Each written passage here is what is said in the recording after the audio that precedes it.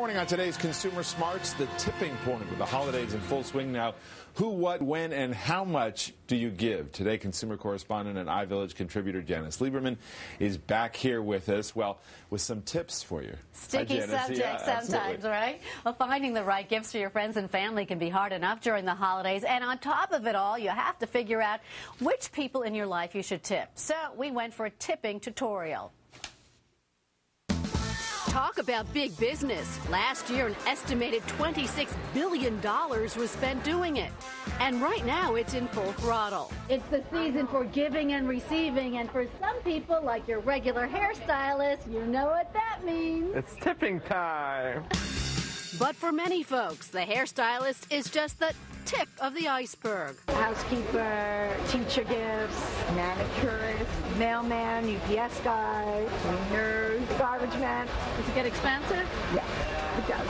You start out by determining who makes the cut. Hopefully, all of the people that you have on your holiday list, you do have some sort of relationship with. Rebecca Black of Etiquette Now says you have to tackle tipping carefully. It's always awkward when we feel as if we should give a gift. We don't want to appear too cheap, and we don't want to give something that's too extravagant and make someone feel uncomfortable. Rebecca advises sticking to a few simple guidelines.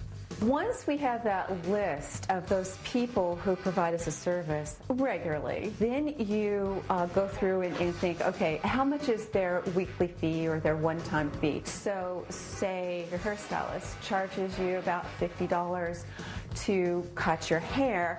That would be an appropriate tip. But keep in mind, the reward doesn't always have to be cold, hard cash. If you always notice that your doorman has a cup of Starbucks coffee, then maybe perhaps a gift card, even homemade goodies in certain cases would be very appropriate as your holiday tip. And in some cases, a meaningful gesture says it all. How about a letter to these people telling them how much you appreciate what they do for you every day? Just some sort of recognition, and that's what tipping or gifting is supposed to be.